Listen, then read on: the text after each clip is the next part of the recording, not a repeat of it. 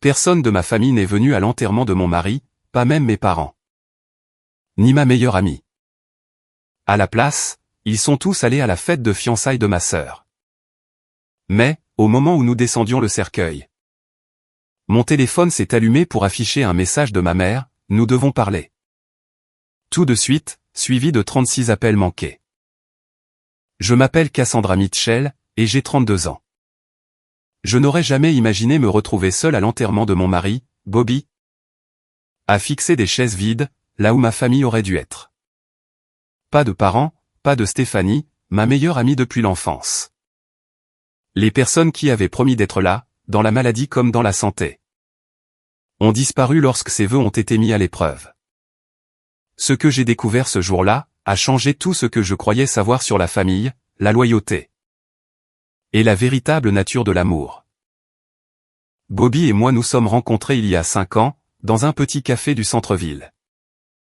Je me dépêchais d'aller à mon service d'infirmière, épuisé après avoir enchaîné 2 gardes. Quand je lui suis littéralement rentré dedans, renversant mon café au lait sur toute sa veste. Au lieu de se mettre en colère, il a ri et a dit, « Eh bien. » C'est une façon originale de se réchauffer par une matinée glaciale. C'était tout Bobby, trouvant toujours la lumière dans chaque situation. Il m'a demandé mon numéro ce jour-là, et je me suis surprise moi-même en le lui donnant. Il y avait quelque chose dans ses yeux marrons et chaleureux, ainsi que dans son sourire facile, qui m'a immédiatement mise à l'aise. Lors de notre premier rendez-vous, nous avons discuté pendant des heures. Dans un minuscule restaurant italien. Il m'a parlé de son travail de pompier, m'expliquant qu'il voulait aider les gens depuis qu'il était tout petit. En regardant les camions de pompiers passer en trombe sous sa fenêtre, j'ai partagé mon propre parcours pour devenir infirmière. Et notre dévouement mutuel pour le service aux autres a créé un lien instantané entre nous. Notre relation a évolué rapidement. En l'espace de 6 mois, nous étions devenus inséparables. Bobby m'a demandé en mariage lors d'une randonnée, à notre point de vue préféré, surplombant la ville. La bague n'était pas luxueuse, c'était un simple solitaire, qui avait appartenu à sa grand-mère.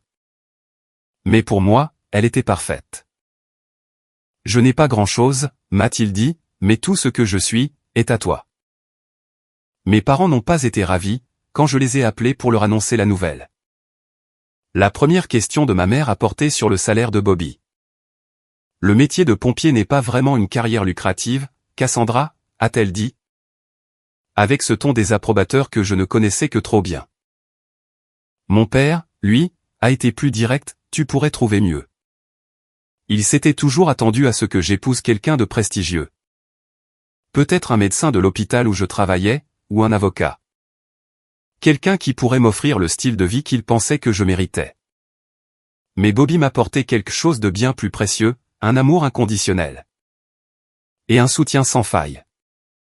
Il m'a encouragé tout au long de ma certification en soins intensifs, me surprenant avec des supports de révision, et m'apportant à dîner pendant mes longues nuits de préparation. Il réussissait à me faire rire, même lors de mes pires journées. Stéphanie, de son côté, a semblé me soutenir au début. Elle était ma demoiselle d'honneur lors de notre petite cérémonie de mariage. Bien qu'elle ait fait remarquer qu'elle était surprise de mon choix pour un lieu si modeste. Alors que mes parents avaient proposé de payer pour quelque chose de plus extravagant. Ce qu'elle ne comprenait pas, c'est que Bobby et moi voulions quelque chose d'intime, qui reflétait qui nous étions. Et non pas l'idée que mes parents se faisaient d'une convenance sociale. Après le mariage, nous avons acheté une petite maison de style artisanal, qui avait besoin de travaux, mais qui possédait la véranda parfaite où Bobby avait promis que nous vieillirions ensemble. En buvant du café et en regardant le quartier changer. Nous passions nos week-ends à peindre les murs et à refaire les sols.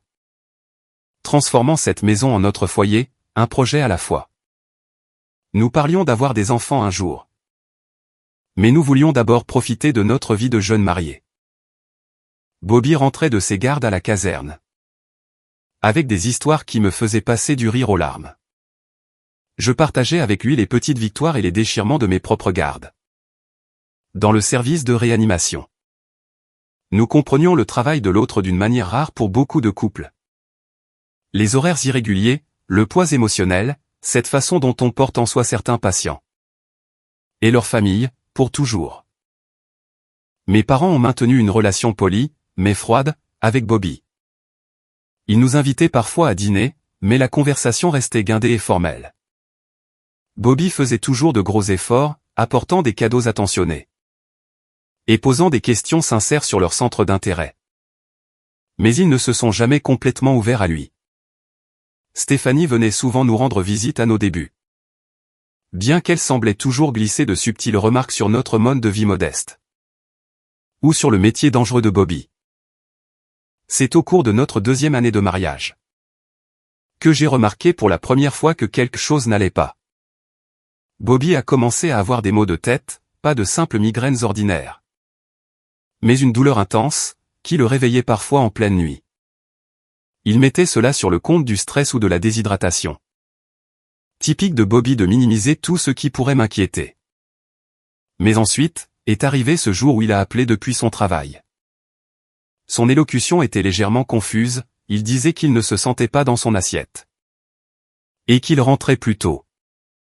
Cela ne lui ressemblait tellement pas de quitter son service. Que j'ai su que quelque chose de grave se passait.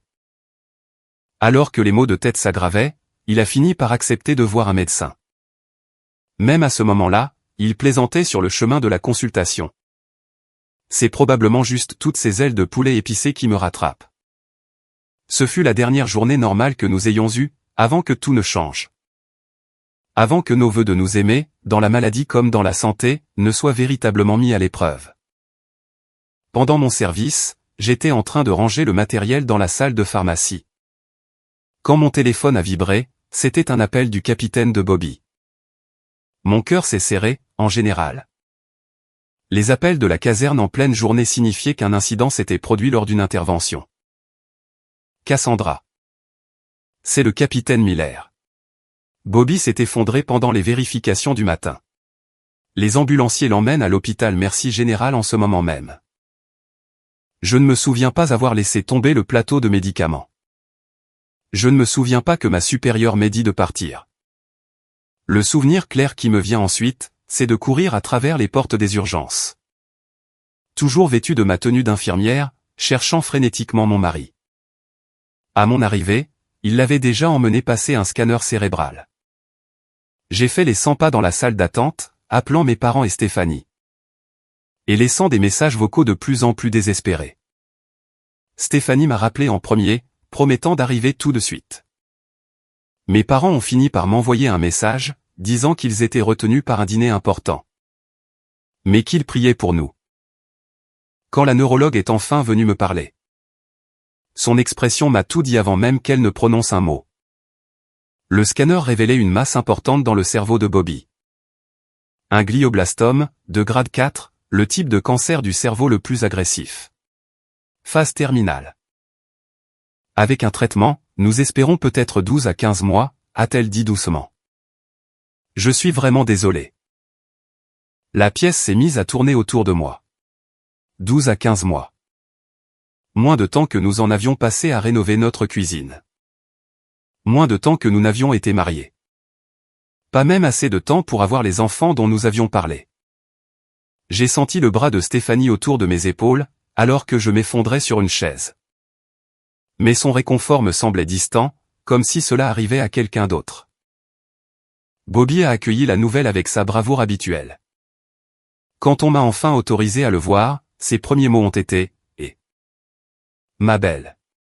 Ne fais pas cette tête inquiète. On va s'en sortir. » Même avec des agrafes chirurgicales sur la tête suite à la biopsie, il essayait de me réconforter. Les premières semaines après le diagnostic se sont écoulées dans un flou de rendez-vous, de plans de traitement, et de paperasse. Radiothérapie, chimiothérapie, protocoles expérimentaux, seconds avis médicaux. Bobby a abordé chaque étape avec détermination, faisant des recherches sur ses options. Et posant des questions intelligentes qui ont impressionné son équipe médicale. Au début, Stéphanie a été très présente. Nous apportant des repas faits maison qui ont rempli notre congélateur. Et s'asseyant auprès de Bobby pour que je puisse prendre une douche, ou faire une sieste. C'est à ça que servent les meilleurs amis, m'a-t-elle dit, en me serrant fort dans ses bras. Tu ferais la même chose pour moi. Mes parents ont rendu une visite maladroite à l'hôpital. Ma mère grimaçait visiblement devant les cicatrices chirurgicales de Bobby. Et mon père a immédiatement abordé les questions pratiques, la couverture d'assurance, les indemnités d'invalidité, notre prêt immobilier. Avez-vous réfléchi à la façon dont vous allez gérer les choses financièrement, a-t-il demandé. Sans méchanceté, mais avec cette approche pragmatique qui le caractérisait face à chaque crise. Vous devrez peut-être vendre la maison, si cela dure trop longtemps.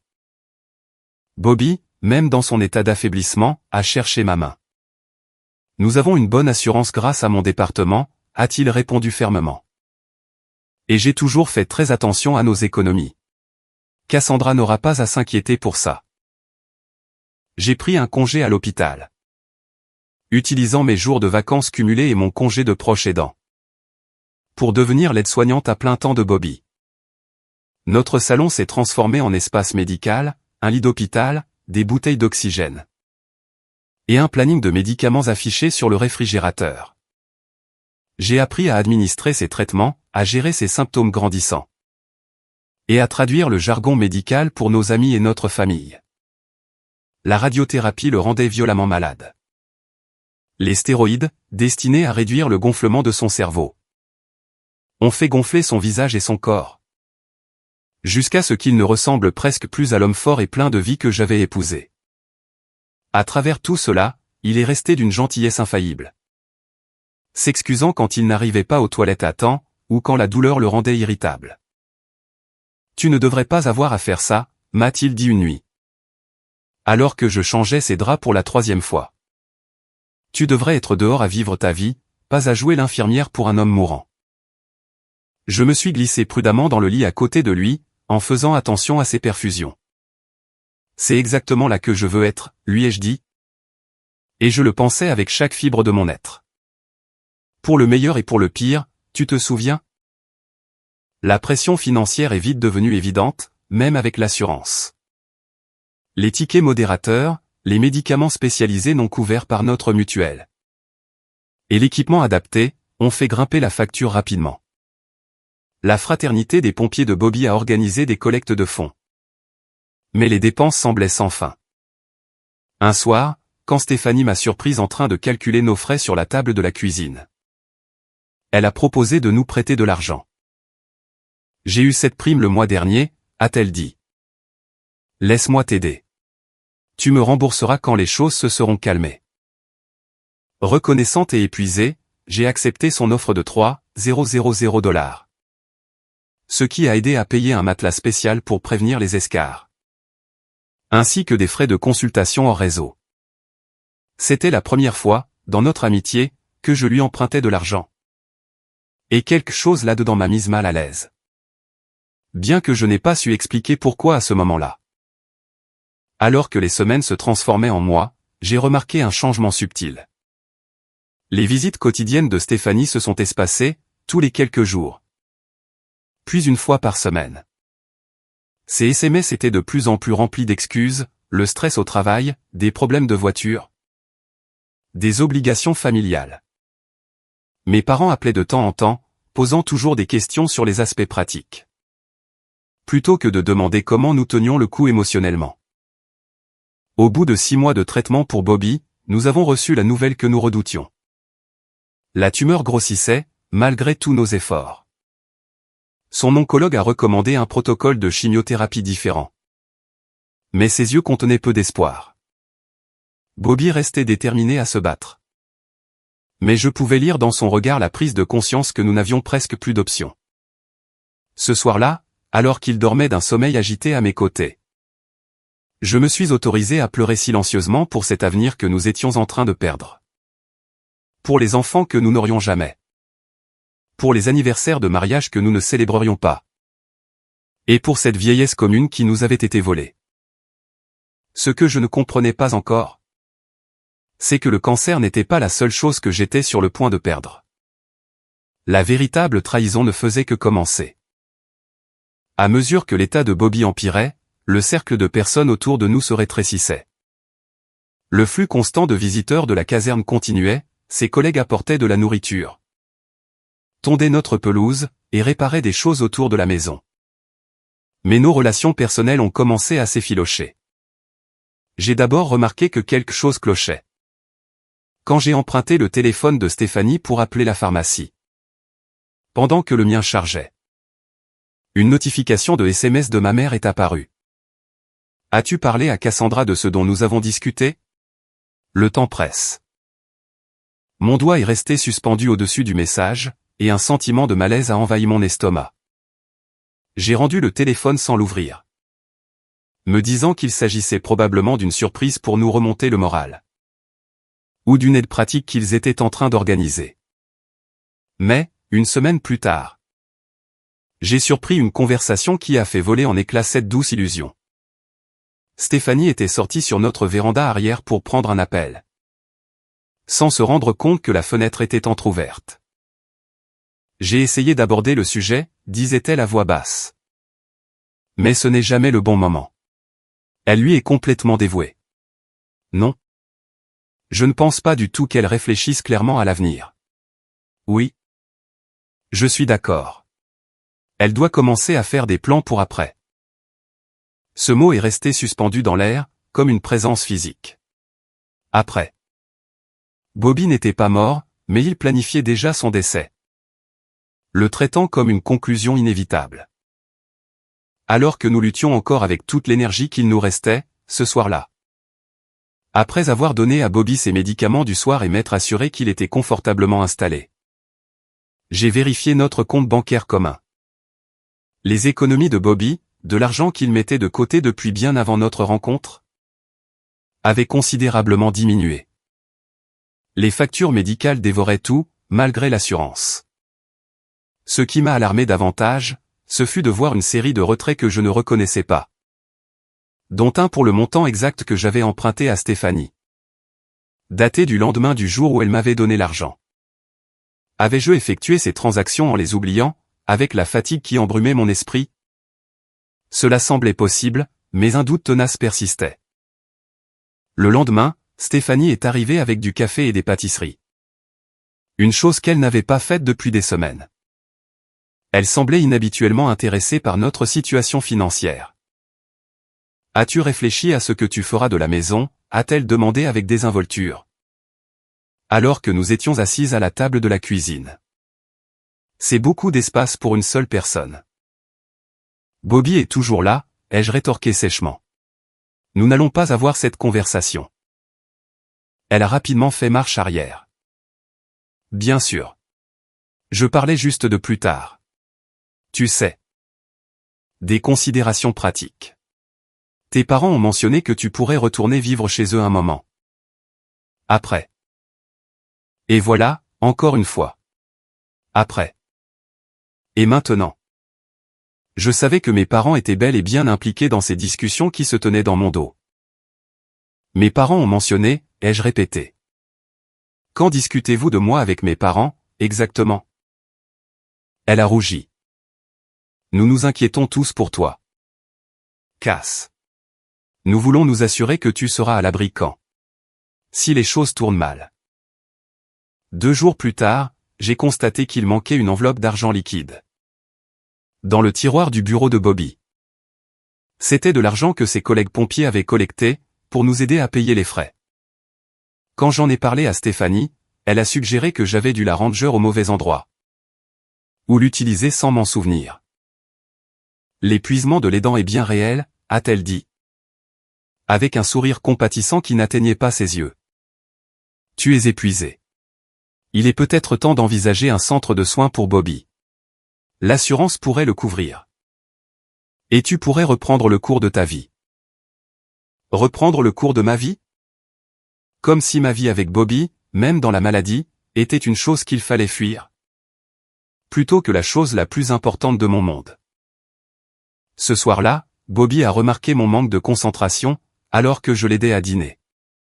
Même si ses capacités cognitives déclinaient, il restait très perspicace face à mes émotions. Qu'est-ce qui se passe dans ce bel esprit, a-t-il demandé. Son élocution légèrement altérée par la pression de la tumeur sur son cerveau. Je ne pouvais pas l'accabler avec mes soupçons. L'idée que des personnes en qui nous avions confiance puissent profiter de notre situation était trop douloureuse à formuler à voix haute. À la place, je lui ai dit une demi-vérité. Je remarque juste que certaines personnes gèrent mal ta maladie. Ils prennent leur distance. Bobby a hoché lentement la tête. Les gens prennent peur. Quand ils ne peuvent pas réparer quelque chose, ça les renvoie à leur propre mortalité. Il a serré ma main avec le peu de force qui lui restait. Mais tu es resté. Tu es tout ce dont j'ai besoin, Cassandra. Les trahisons ont continué à s'accumuler, par de petits détails. Ma mère a appelé pour me suggérer de mettre de côté les objets de valeur de la maison en lieu sûr. Avant que Bobby n'ait besoin de soins infirmiers à domicile. Stéphanie a emprunté ma voiture pour un week-end, et l'a rendue avec le réservoir vide. Un chèque du fonds de solidarité du syndicat de Bobby est arrivé. Et a mystérieusement disparu de notre pile de courrier, lors d'une des visites de Stéphanie. 8 mois après le diagnostic de Bobby, j'ai finalement confronté Stéphanie directement. Elle avait annulé 3 visites consécutives. Avec des excuses de plus en plus élaborées à chaque fois. Quand elle est enfin apparue sur le pas de notre porte. Avec une vague explication de panne de voiture. Je l'ai invitée dans la cuisine pendant que Bobby faisait la sieste. Il faut que je te demande quelque chose, ai-je dit, en posant 2 tasses de café. L'argent que tu nous as prêté. L'as-tu repris de notre compte? Son expression a oscillé entre la surprise et la culpabilité. Avant de se figer dans une inquiétude feinte. Cassandra, de quoi parles-tu? Pourquoi ferais-je une chose pareille? Parce que le montant exact a été retiré le lendemain, et que je n'ai pas fait ce retrait. Elle a tendu le bras à travers la table pour attraper ma main, que j'ai retirée. Ma chérie. Tu n'as pas les idées claires. Le stress te ronge. Tu l'as peut-être utilisé pour un des traitements de Bobby. Et tu as oublié. Ça arrive. Et l'enveloppe d'argent liquide qui a disparu? Et le chèque d'aide syndicale? Est-ce que j'ai oublié ça aussi? Le visage de Stéphanie s'est légèrement durci. Es-tu en train de m'accuser de te voler, après tout ce que j'ai fait pour t'aider? Avant que je ne puisse répondre, nous avons entendu Bobby appeler faiblement depuis la chambre. Alors que je me levais pour aller le voir, Stéphanie a rassemblé ses affaires. Je pense que nous avons toutes les deux besoin de prendre du recul, a-t-elle dit. Appelle-moi quand tu te sentiras un peu plus toi-même. Elle n'est plus revenue nous voir pendant 3 semaines. À ce moment-là, les moments de lucidité de Bobby étaient devenus de rares trésors. La tumeur exerçait une pression sur des zones critiques de son cerveau, affectant son élocution, sa mobilité, et parfois, sa capacité à reconnaître les gens. Mais dans ces moments de clarté, son amour restait inébranlable. Il me regardait avec ses mêmes yeux marrons et chaleureux qui m'avaient captivé dans le café.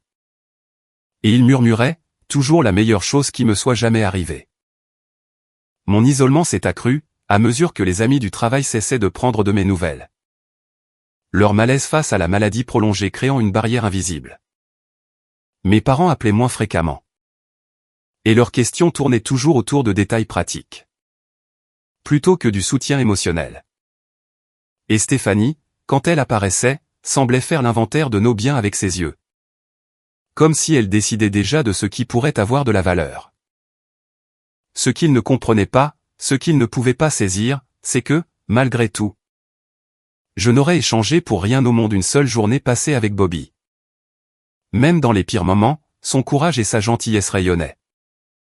La façon dont il s'excusait, quand il n'arrivait pas à se souvenir d'un mot. La façon dont il essayait encore de me faire rire, avec des blagues qu'il peinait à formuler. Son insistance à célébrer notre anniversaire de mariage, même lorsqu'il pouvait à peine s'asseoir. En m'offrant une carte dessinée à la main qui disait simplement « pour toujours ». Alors que l'hiver laissait place au printemps. J'ai commencé à comprendre que cette trahison ne concernait pas seulement l'argent ou les biens matériels. Il s'agissait de personnes qui effaçaient déjà Bobby, alors qu'il se battait encore pour vivre. Et qui s'attendaient à ce que je fasse de même. Au 11e mois après le diagnostic. L'oncologue de Bobby a confirmé ce que nous savions déjà au fond de nous. Les traitements n'étaient plus efficaces. La tumeur s'était propagée à d'autres zones de son cerveau. Les soins palliatifs étaient notre prochaine étape. J'aimerais passer aux soins palliatifs à domicile, ai-je dit au médecin. Tenant la main de Bobby, inerte mais chaude, dans la mienne. Il veut être dans notre maison, dans notre lit. L'équipe de soins palliatifs est arrivée le lendemain, un ange d'infirmière nommé Maria. Une assistante sociale, et un aumônier. Ils ont transformé notre chambre en un espace paisible, avec un lit médicalisé. Positionné de façon à regarder par la fenêtre l'érable qui commençait tout juste à bourgeonner. Ils m'ont expliqué le processus de fin de vie, les médicaments de confort et les signes à surveiller. Appelez votre famille, a doucement conseillé Maria. Il est maintenant temps de faire vos adieux. J'ai appelé mes parents ce soir-là, parlant sur le répondeur de mon père. Papa, les médecins disent qu'il est temps. Si maman et toi voulez dire au revoir à Bobby, vous devriez venir dans les prochains jours. Il a rappelé le lendemain matin. Ta mère et moi avons ce gala de charité ce week-end. Mais nous essaierons de passer en début de semaine prochaine. Comment tiennent les finances? As-tu déjà parlé à une compagnie d'assurance vie? La question m'a frappé comme un coup physique. Il n'est pas encore mort, papa. Bien sûr. Bien sûr. Je suis juste pragmatique. Tu vas avoir des préparatifs à faire bientôt.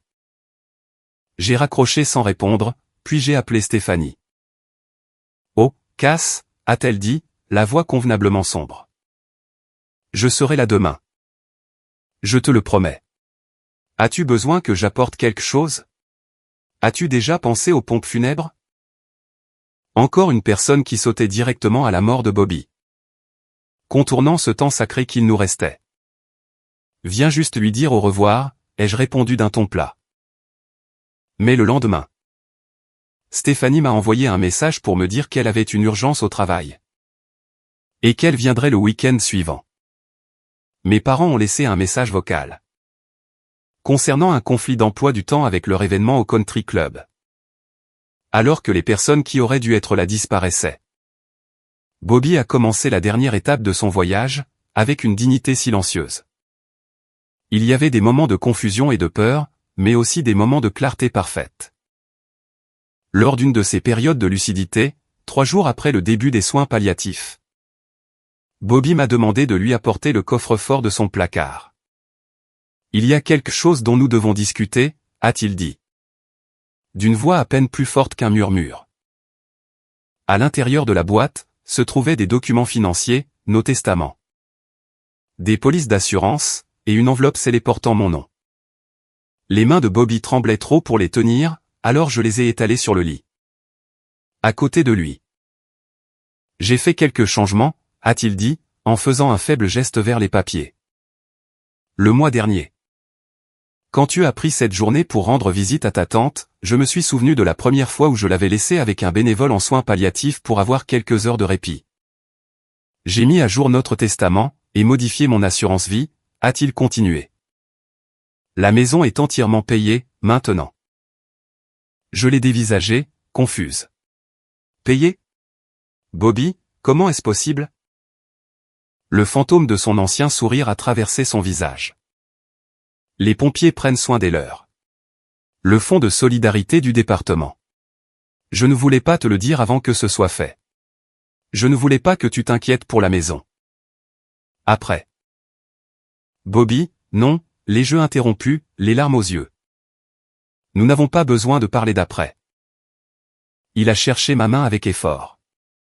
Si, mon amour. J'ai besoin de savoir que tu iras bien. Il a fait un geste vers l'enveloppe. Lis ceci quand je ne serai plus là. Promets-moi de le lire seul. J'ai hoché la tête, incapable de parler à travers mes larmes. Et promets-moi autre chose, a-t-il murmuré. Promets-moi que tu te reconstruiras. Que tu retrouveras la joie. C'est ce qui me donnera la paix. Je ne peux pas imaginer la joie sans toi, ai-je dit honnêtement. Tu y arriveras, a-t-il répondu avec une force surprenante. Tu es plus forte que tu ne le crois, Cassandra. Plus forte que tous. Je n'ai pas demandé qui signifiait « eux ». D'une certaine manière, je le savais déjà. Les 2 jours suivants ont été paisibles, remplis de petits moments précieux. J'ai fait la lecture à Bobby de ses livres préférés, j'ai joué la musique de notre mariage. Je me suis allongé à ses côtés, en racontant des histoires sur nos jours les plus heureux ensemble. Ses collègues de la caserne sont venus par paire pour lui dire au revoir. Chacun me serrant dans ses bras avec une compassion sincère. Avant de s'asseoir près du lit de Bobby. Pour partager des souvenirs ou simplement lui tenir la main. Bobby s'est éteint au lever du soleil, un mardi matin. Un instant il était là, sa respiration laborieuse remplissant la chambre silencieuse. Et l'instant d'après, il n'était plus. Je lui tenais la main, lui parlant du cardinal, son oiseau préféré. Qui venait de se poser sur le rebord de notre fenêtre. Maria, l'infirmière en soins palliatifs, est arrivée peu après mon appel. Elle m'a aidé à laver son corps une dernière fois, un acte antique d'amour et de respect. Quand le personnel des pompes funèbres est arrivé, j'ai embrassé son front et j'ai murmuré. Merci de m'avoir aimé. Dans le silence terrible qui a suivi, j'ai appelé mes parents et Stéphanie. Ma mère a répondu, la voix maîtrisée. Oh, Cassandra. Je suis tellement désolé. Ton père et moi allons t'aider pour les préparatifs. As-tu appelé la compagnie d'assurance? Pas encore, maman. Il vient de mourir il y a 1 heure. Bien sûr. Ma chérie. Mais ces questions nécessitent une attention rapide. Nous passerons te voir cet après-midi. La réponse de Stéphanie était tout aussi ciblée. J'arrive tout de suite. As-tu les informations sur la police d'assurance? Je peux t'aider à passer des appels. Au lieu d'accepter leurs offres, j'ai appelé le capitaine de Bobby. Qui est arrivé dans les 30 minutes. Il s'est assis avec moi à la table de la cuisine, m'a aidé à passer les appels nécessaires. Et m'a demandé ce que Bobby avait voulu pour ses funérailles. Une cérémonie de pompiers, ai-je dit. Près du chêne de Memorial Park, là où nous avions l'habitude de pique-niquer. L'aumônier du département m'a aidé à tout organiser. Les collègues de Bobby ont créé une magnifique cérémonie. Avec les traditions honorant les pompiers tombés au combat, une cloche de cérémonie. Un dernier appel radio, ses bottes et son casque exposés devant l'assemblée. Les pompes funèbres ont fourni des chaises pour 50 personnes. J'ai réservé des places au premier rang pour mes parents et Stéphanie. Ce soir-là, seul dans notre maison pour la première fois. J'ai ouvert l'enveloppe que Bobby m'avait laissée. À l'intérieur, se trouvait une lettre et des documents supplémentaires. Ma très chère Cassandra, commençait-elle, de la main soigneuse de Bobby. Si tu lis ceci, c'est que je suis parti avant toi. Ce qui a toujours été ma plus grande peur. Pas la mort en elle-même. Mais l'idée de te laisser seul. Mais tu ne seras pas seul longtemps. Tu as trop d'amour à donner. Et un esprit trop lumineux, pour rester solitaire. Il y a des choses que je dois te dire. Et que je ne pouvais pas formuler quand j'étais encore avec toi. Je m'inquiète au sujet de tes parents et de Stéphanie. Depuis un certain temps. Lors de mon premier diagnostic. J'ai surpris une conversation entre ta mère et Stéphanie. Concernant mon assurance vie. Une conversation qu'elle n'aurait pas dû avoir. Un jour, alors que tu faisais la sieste. J'ai trouvé Stéphanie en train de fouiller dans nos papiers financiers. Et l'argent disparu dont tu as parlé. Je l'ai vu prendre l'enveloppe sur mon bureau. Alors qu'elle pensait que je dormais. Je ne t'ai rien dit. Parce que tu avais besoin de leur soutien, et j'espérais me tromper. Mais au fil du temps, j'ai acquis la certitude qu'ils se positionnaient pour profiter de ma mort. C'est pourquoi j'ai fait des changements pour te protéger. La maison est maintenant entièrement payée. Mon assurance vie ne désigne que toi comme bénéficiaire. Avec des instructions précises qui empêchent quiconque d'y accéder à part toi. J'ai pris des dispositions avec un conseiller financier. Sam Wilson, dont tu trouveras la carte ci-jointe. Pour t'aider à tout gérer. Je déteste te laisser avec ce fardeau de vérité. Mais j'avais besoin de te protéger, une dernière fois. Fais confiance à ton instinct. pour savoir qui mérite une place dans ta vie à l'avenir. Tu mérites des personnes qui t'aiment pour ton cœur magnifique. Et non pour ce qu'elles peuvent tirer de toi. Tout mon amour, pour toujours, Bobby. En pièces jointes se trouvaient des relevés bancaires, montrant des tentatives d'accès non autorisées à nos comptes. Des tentatives effectuées en utilisant l'adresse email de Stéphanie. Il y avait aussi des copies de SMS entre ma mère et Stéphanie, discutant du paiement substantiel de l'assurance. Et de comment guider Cassandra vers des investissements intelligents. Qu'elle pourrait l'aider à gérer. Alors que la vérité de leur trahison se cristallisait. J'ai également découvert le journal intime de Bobby. Dans une entrée datant de 2 mois seulement auparavant, il avait écrit. Cassandra ne le voit pas encore. Mais il tourne autour d'elle comme des vautours. Ses parents ont appelé 3 fois pour me poser des questions sur mon assurance. Stéphanie n'arrête pas de parler de la maison. Il la voit comme un distributeur de billets, auquel ils pourront accéder quand je ne serai plus là. Il faut que je trouve un moyen de la protéger, sans lui briser le cœur. Cette nuit-là, je n'ai pas seulement pleuré la mort de Bobby, mais aussi le fardeau supplémentaire qu'il avait porté. Sachant que les personnes qui auraient dû nous soutenir, complotaient plutôt pour exploiter sa mort. Le lendemain matin, j'ai préparé du café, je me suis assise sur notre véranda. Et je me suis préparé pour l'enterrement, pour cette ultime trahison dont je savais, avec certitude désormais, qu'elle allait arriver. Le jour de l'enterrement de Bobby est arrivé avec une météo printanière parfaite, du soleil, et une douce brise qui faisait bruire les feuilles de chêne. Au-dessus de la zone de rassemblement dans Memorial Park. J'avais passé la journée précédente dans un brouillard de chagrin et de préparatifs, me coordonnant avec le directeur des pompes funèbres, et acceptant les livraisons de repas des voisins et des collègues de Bobby, qui remplissaient notre réfrigérateur et nos plans de travail. J'ai choisi une robe noire toute simple que Bobby avait toujours aimée. Les boucles d'oreilles en perles qu'il m'avait offertes pour notre premier anniversaire de mariage. Et son alliance au bout d'une chaîne, autour de mon cou. Le directeur des pompes funèbres, Monsieur Patterson, est venu me chercher pile à 9h03. Ses yeux bienveillants jaugeant mon état émotionnel. Des membres de la famille font-ils le trajet avec vous? Dans la voiture de deuil? A-t-il demandé doucement. Non, ai-je répondu. Ils nous rejoindront sur place. Du moins, c'était ce qu'on m'avait dit. Mes parents avaient appelé la veille au soir avec la promesse qu'ils arriveraient tôt, pour m'aider à accueillir les gens. Stéphanie m'avait envoyé un simple texto, on se voit demain. Reste forte.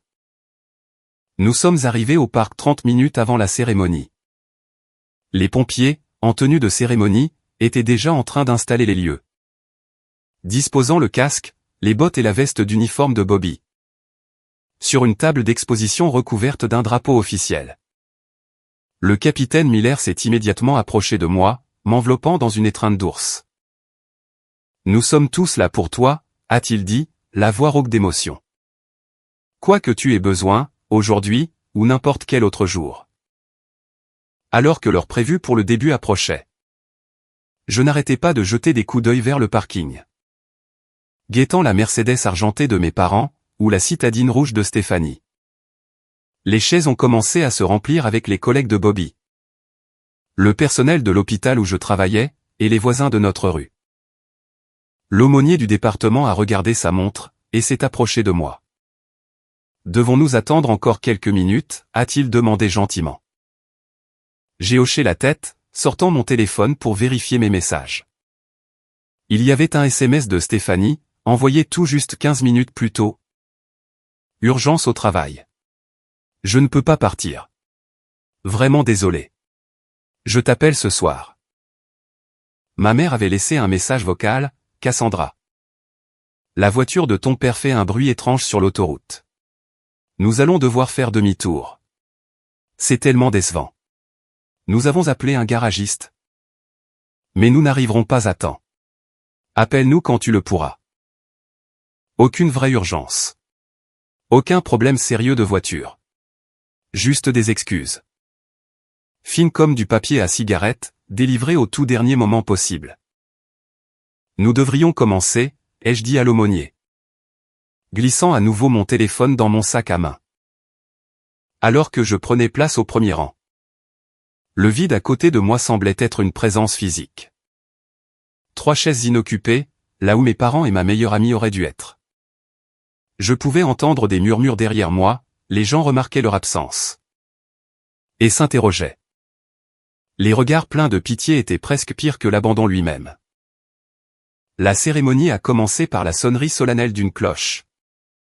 La tradition qui marque le dernier appel d'un pompier. Le capitaine de Bobby a parlé de sa bravoure, de son engagement envers le service. Et de sa gentillesse sans faille. Ses camarades pompiers ont partagé des histoires qui m'ont fait rire à travers mes larmes. Le fameux chili de Bobby, qui était si épicé qu'il en vidait la caserne. Sa tendance à adopter des animaux errants, jusqu'à ce que nous puissions leur trouver un foyer. Sa patience infinie, pour former les nouvelles recrues. J'avais préparé un discours, mais je n'étais pas sûr de pouvoir aller jusqu'au bout sans craquer. Quand le moment est venu, je me suis approché du petit pupitre, sur des jambes étonnamment fermes. Un jour, Bobby m'a dit, ai-je commencé, d'une voix plus forte que je ne l'espérais. Que l'amour, ce n'est pas ce que l'on dit, mais ce que l'on fait. C'est être présent. C'est être là dans les moments difficiles. Et pas seulement lors des célébrations. J'ai regardé cet océan d'uniformes. Ces gens qui avaient répondu présent tout au long de la maladie de Bobby, et maintenant. Lors de sa mort. Chacun d'entre vous nous a démontré ce genre d'amour, pendant l'année la plus dure de notre vie. J'ai parlé du courage de Bobby, de son humour qui n'a jamais failli. Même dans ses moments les plus sombres, et de son absence totale d'apitoiement sur lui-même. Malgré les terribles cartes que la vie lui avait distribuées. Je n'ai pas mentionné les chaises vides, à côté de moi. Je n'en avais pas besoin. Leur absence en disait long. Après la prière finale, et le pliage du drapeau officiel. Que le capitaine Miller m'a présenté avec une solennité formelle. Les gens ont défilé pour offrir leurs condoléances. Tellement de murmures, de variations de « si tu as besoin de quoi que ce soit ». Et je les remerciais de façon automatique, sachant que la plupart des offres d'aide, bien intentionnées, s'effaceraient lorsque la vie normale reprendrait son cours. Alors que la foule se clairsemait. Un homme que je ne reconnaissais pas s'est approché de façon hésitante.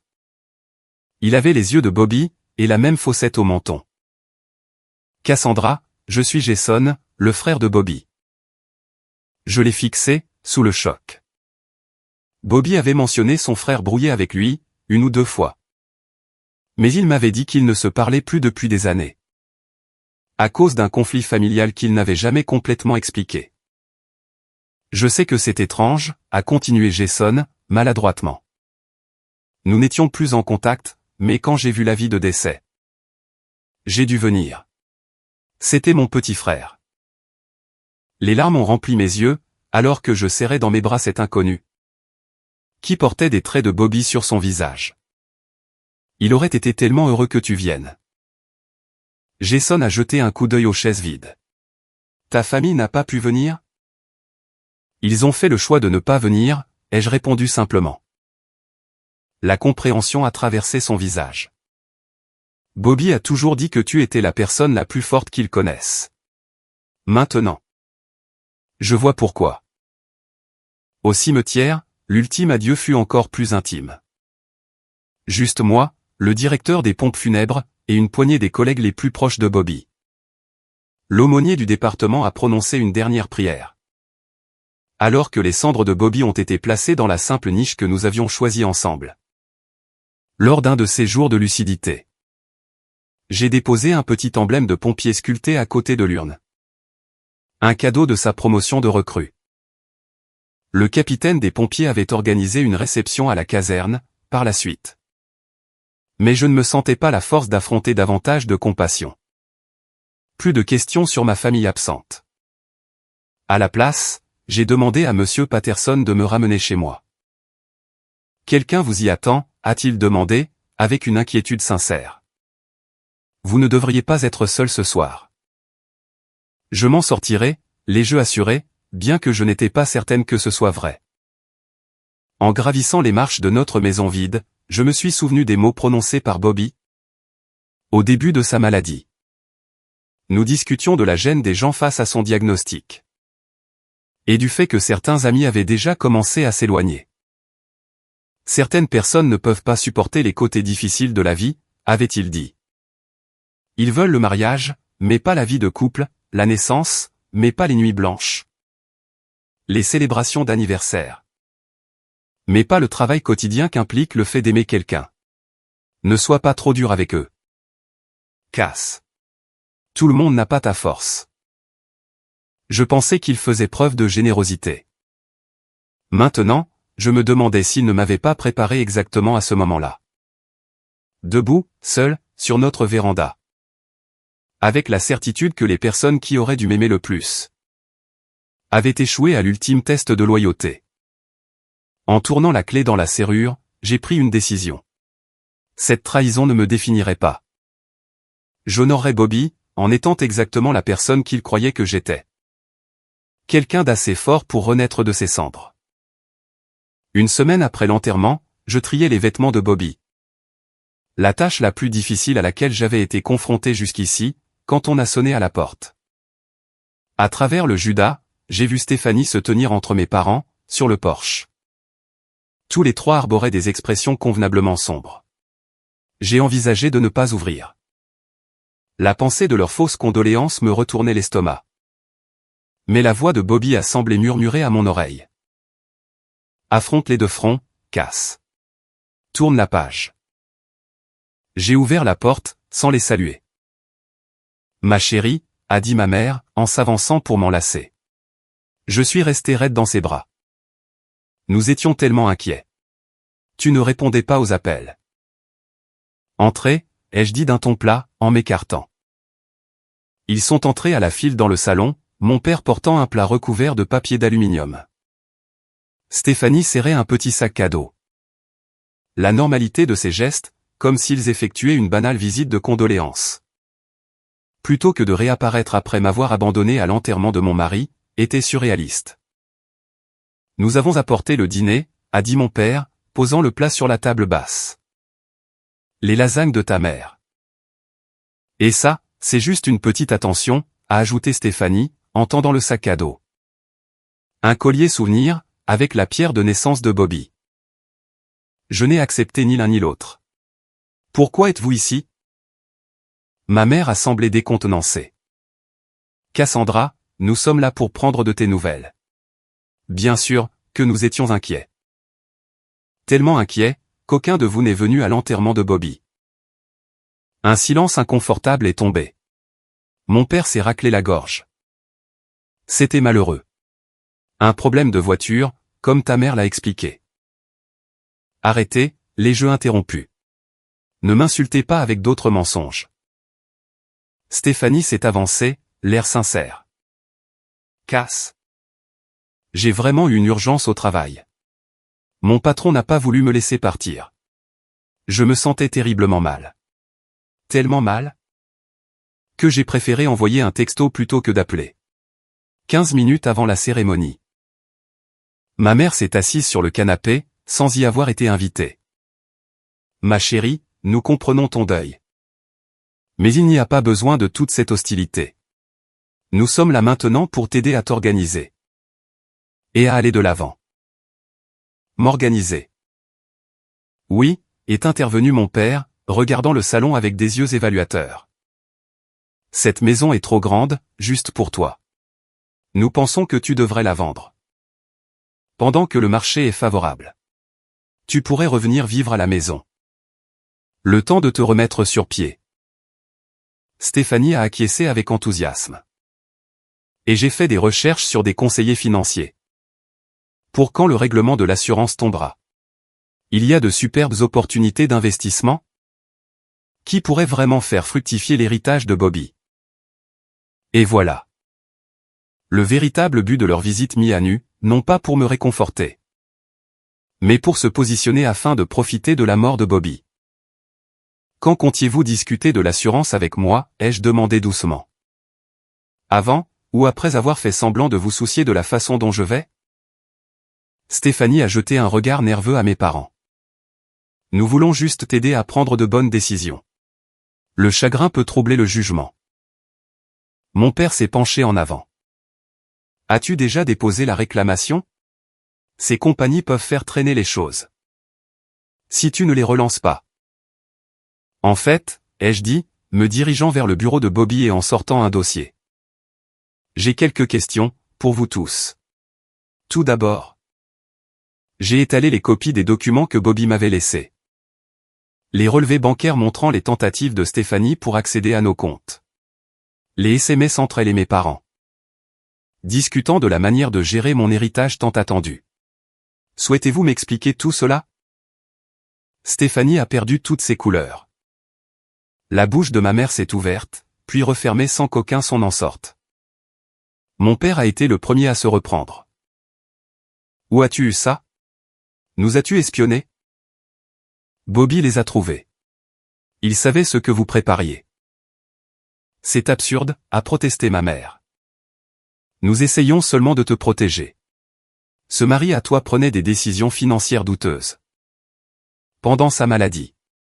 Les médicaments ont affecté son jugement. Lors de ses pires journées, Bobby avait les idées plus claires que vous. Même dans vos meilleurs jours, ai-je répondu, la voix tremblante de colère. Il a vu exactement qui vous étiez. Stéphanie a commencé à pleurer, des larmes qui auraient pu m'émouvoir, autrefois. Mais qui me semblaient maintenant aussi fabriquées que son amitié. Cass. Tu déformes tout. Nous craignons que quelqu'un ne profite de toi. Bobby n'avait plus les idées claires. Vers la fin. Est-ce pour cette raison que tu as pris l'argent sur son bureau, pour me protéger? Elle a tressailli. Je l'ai emprunté. J'allais le rembourser. Et le chèque d'aide qui a disparu de notre courrier? Je n'ai jamais touché au moindre chèque, a-t-elle protesté, mais son regard a fui le mien. Mon père s'est levé brusquement. C'est ridicule. Nous sommes venus ici pour t'aider. Et tu nous traites comme des criminels. Ce pompier t'a rempli la tête de divagations paranoïaques. Ce pompier, ai-je dit, d'une voix au calme glacial, était mon mari. Il m'a protégé jusqu'à son dernier souffle, y compris contre vous. J'ai sorti le dernier document, le testament mis à jour de Bobby, et sa police d'assurance. Il a tout changé. Vous savez. La maison est entièrement payée. La police d'assurance ne nomme que moi comme bénéficiaire. Avec des clauses spécifiques empêchant tout transfert aux membres de la famille, pendant 5 ans. Ma mère a eu le souffle coupé. Il ne peut pas faire ça. Il l'a fait. Il s'est assuré que vous ne pourriez pas me manipuler. Pendant que je serais en deuil. Le visage de mon père s'est assombri de colère. C'est de la belle gratitude de ta part, après tout ce que nous avons fait. Qu'avez-vous fait exactement? Papa? Vous n'avez pas aidé pendant sa maladie. Vous n'êtes même pas venu à son enterrement. Il n'a jamais été assez bien pour toi, a lâché ma mère. Un pompier. Tu aurais pu épouser un médecin, avoir une sécurité financière. Un statut social. Au lieu de cela, tu t'es enchaîné à un homme qui avait un métier dangereux. Et un revenu médiocre. Enfin, la vérité. J'ai presque apprécié son honnêteté, après tant de mensonges. Bobby valait 100 fois plus que vous, ai-je dit doucement. Il comprenait ce que la famille signifie vraiment. Il ne s'agit pas de statut ou d'argent. Il s'agit d'être présent. Il s'agit d'un amour qui n'est pas assorti de conditions. Stéphanie a fait une dernière tentative. Cass. Tu ne penses pas clairement. Le deuil fait faire des choses étranges aux gens. Nous tenons à toi. Nous voulons juste ce qu'il y a de mieux. Ce qu'il y a de mieux pour moi, c'est de ne plus jamais vous revoir, les jeux interrompus. Bobby m'a laissé tout ce dont j'ai besoin. Y compris la clairvoyance pour voir qui m'aimait vraiment. Et qui me voyait comme un moyen de gagner de l'argent. Le visage de mon père s'est durci. Tu vas regretter ça, Cassandra. Quand le deuil sera passé. Et que tu seras seule dans cette grande maison, avec tous ces souvenirs. Tu auras besoin de ta famille. J'ai une famille, ai-je dit. Aucun d'entre eux n'est dans cette pièce. J'ai marché vers la porte, et je l'ai tenue grande ouverte. S'il vous plaît, quittez ma maison. Et ne revenez pas. Toute communication ultérieure pourra passer par mon avocat. Ils sont partis dans un silence stupéfait. Ma mère s'est arrêtée à la porte, avec des larmes dans les yeux. Qui aurait pu être de véritables remords, ou simplement la frustration d'un plan déjoué? De toute façon, il était trop tard. En refermant la porte derrière eux, un sentiment étrange m'a envahi. Non pas la solitude écrasante à laquelle je m'attendais, mais quelque chose qui ressemblait remarquablement à de la liberté. La première nuit après avoir confronté mes parents et Stéphanie, j'ai dormi plus paisiblement que je ne l'avais fait depuis le diagnostic de Bobby. Il y avait quelque chose de clarifiant à mettre la vérité en lumière. À ne plus avoir besoin de trouver des excuses pour des gens qui n'avaient jamais mérité ma loyauté. Le lendemain matin, je me suis réveillé avec la lumière du soleil qui entrait à flot par la fenêtre de la chambre. Et j'ai pris une décision. J'allais accepter le dernier cadeau de Bobby, cette libération des soucis financiers. Et m'en servir pour reconstruire ma vie, avec une véritable intention. J'ai commencé par de petites étapes. Je suis retourné travailler à mi-temps dans le service de réanimation, où mes collègues m'ont accueilli avec compréhension, et en me laissant l'espace nécessaire pour guérir. Beaucoup avaient assisté à l'enterrement de Bobby, et connaissaient l'absence de ma famille. Mais personne n'a insisté pour avoir des explications. À la place, ils ont couvert mes gardes quand le chagrin me frappait sans prévenir. Ils m'ont apporté du café pendant les longues nuits. Et ont partagé leurs propres histoires de perte et de guérison. Le capitaine Miller, et les pompiers de la caserne de Bobby, sont restés présents dans ma vie. D'une manière que je n'avais pas anticipée. Ils venaient régulièrement pour tondre la pelouse, réparer un robinet qui fuyait. Ou simplement partager un repas, et des histoires sur Bobby. Ils sont devenus cette famille qui avait toujours été là, se cachant à la vue de tous. Bobby nous a fait promettre de veiller sur toi, m'a dit Miller un soir, alors qu'il réparait la balustrade de notre terrasse. Mais honnêtement, nous l'aurions fait de toute façon. Tu fais partie des nôtres, maintenant. 3 mois après l'enterrement, j'ai rencontré Sam Wilson, le conseiller financier que Bobby avait sélectionné. Il m'a aidé à créer une fondation au nom de Bobby, qui fournirait des bourses d'études aux enfants de pompiers. Cela me semblait juste, d'honorer son héritage de service aux autres, en soutenant la prochaine génération. Votre mari était incroyablement minutieux, a commenté Sam, alors que nous finalisions la paperasse. Il a vraiment pensé à tout, pour rendre cette transition plus douce pour vous. C'était tout Bobby, ai-je dit, en souriant à travers mes larmes. Toujours en train de prendre soin des autres. Alors que l'été laissait place à l'automne, j'ai commencé le processus, douloureux mais nécessaire, de trier les affaires de Bobby. Chaque objet renfermait des souvenirs. Sa chemise en flanelle préférée portait encore son odeur. Sa tasse de café, avec l'anse ébréchée, restait suspendue à son crochet, dans la cuisine. Ses lunettes de lecture étaient posées sur sa table de nuit, à côté d'un roman policier à moitié terminé. Je ne me suis pas pressé. Certains jours, je ne pouvais me résoudre qu'à trier un seul tiroir, avant que les émotions ne me submergent. D'autres jours ont apporté des rires inattendus.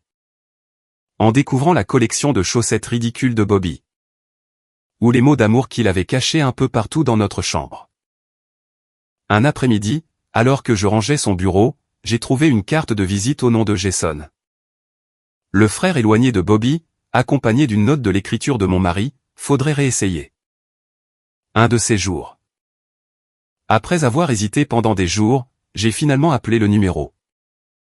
Jason a répondu à la deuxième sonnerie. J'ai trouvé ta carte dans les affaires de Bobby, ai-je expliqué. Je me suis dit que nous pourrions aller prendre un café, à l'occasion. Nous nous sommes retrouvés la semaine suivante, dans un café tranquille. La ressemblance avec Bobby était encore plus frappante à la lumière du jour. Les mêmes petites rides autour de ses yeux, quand il souriait. La même pause réfléchie, avant de prendre la parole. Je regrette de ne pas avoir repris contact plus tôt, a dit Jason. Après que nous ayons échangé des banalités maladroites. Notre dispute portait sur quelque chose de tellement stupide. Des désaccords sur l'entreprise familiale. Après la mort de nos parents. Bobby n'en parlait pas beaucoup, ai-je admis. Ça lui ressemble bien. Il n'a jamais voulu dire du mal des autres. Jason a remué son café, d'un air absent. Quand j'ai vu sa notice nécrologique, j'ai réalisé à quel point nous avions perdu du temps. Des années que nous ne pourrons jamais récupérer. Il a gardé ta carte, ai-je ajouté. Je pense qu'il voulait aussi renouer le contact. Cette première rencontre a mené à d'autres. Jason a partagé des histoires sur Bobby, quand il était enfant. Son intrépidité, sa nature protectrice, sa détermination à devenir pompier. Malgré les objections de leurs parents. J'ai trouvé du réconfort dans ces aperçus de l'homme que j'aimais, avant même de le connaître. Jason avait lui-même fondé une famille, avec sa femme, nommée Rachel, et des garçons jumeaux qui possédaient le sourire de Bobby. Ils m'ont invité pour les dîners du dimanche, et les rassemblements de vacances. M'intégrant à leur vie avec une aisance si naturelle. Qu'elle m'a fait comprendre ce que l'on ressent au sein d'une véritable famille. À l'occasion du premier anniversaire de la mort de Bobby, j'ai organisé une petite cérémonie commémorative, à notre endroit préféré, près du lac. La famille de Jason est venue, ainsi que les frères pompiers de Bobby. Et plusieurs de mes collègues infirmières. Nous avons partagé des souvenirs, et planté un jeune chêne, avec une simple plaque. Robert Mitchell, époux, frère, et ami bien-aimé. Son amour continue de grandir. Ce soir-là, seul dans notre maison, qui semblait maintenant vraiment mienne. J'ai ouvert une lettre qui était arrivée dans le courrier du matin. Elle était de Stéphanie. Cassandra, commençait-elle. J'ai écrit cette lettre une douzaine de fois. Au cours de l'année écoulée. Rien de ce que je pourrais dire n'excusera ce que j'ai fait. La cupidité et l'envie ont pris le dessus. Et j'ai trahi l'amitié la plus importante de ma vie. Je ne demande ni pardon, ni réconciliation. Je veux juste que tu saches que la perte de ton amitié m'a appris ce qui compte vraiment. Et je passerai le reste de ma vie à essayer de me montrer digne de la confiance que j'ai dilapidée. J'espère que tu as trouvé la paix. Et que le souvenir de Bobby continue de t'apporter du réconfort. Je n'ai pas répondu à cette lettre, mais je ne l'ai pas jetée non plus. Elle représentait quelque chose d'important, une reconnaissance de la douleur causée. Et des conséquences de la trahison. Mes parents, eux, n'avaient fait aucune tentative de réparation. Soutenant auprès de connaissances communes, que je les avais repoussés pendant mon deuil. Au fil du changement de saison, je me suis retrouvé à faire du bénévolat. Dans un groupe de soutien pour jeunes veuves et veufs. Partager mon expérience à aider d'autres personnes à naviguer à travers leurs propres pertes. Et leurs histoires m'ont rappelé que la douleur, bien qu'elle soit unique à chacun, est également universelle. Quand le printemps est revenu, j'ai pris une autre décision importante. En utilisant une partie de l'argent de l'assurance vie de Bobby, j'ai acheté un petit chalet près du lac, là où nous rêvions de prendre notre retraite, un jour. La maison principale, notre foyer commun, je l'ai gardée. Incapable de me séparer des murs qui avaient été témoins de notre histoire d'amour. Du début à la fin. Le chalet est devenu mon sanctuaire pour le week-end. Un endroit pour écouter le chant des plongeons à l'aube, et regarder les lucioles au crépuscule. Un endroit pour ressentir la présence de Bobby. Dans la beauté de cette nature qu'il avait tant aimée.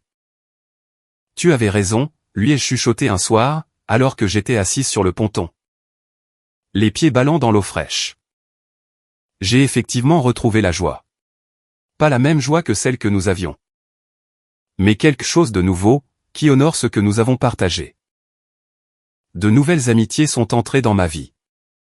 Des liens sincères, formés autour de centres d'intérêt communs et de respect mutuel. Plutôt que sur le passé ou les obligations.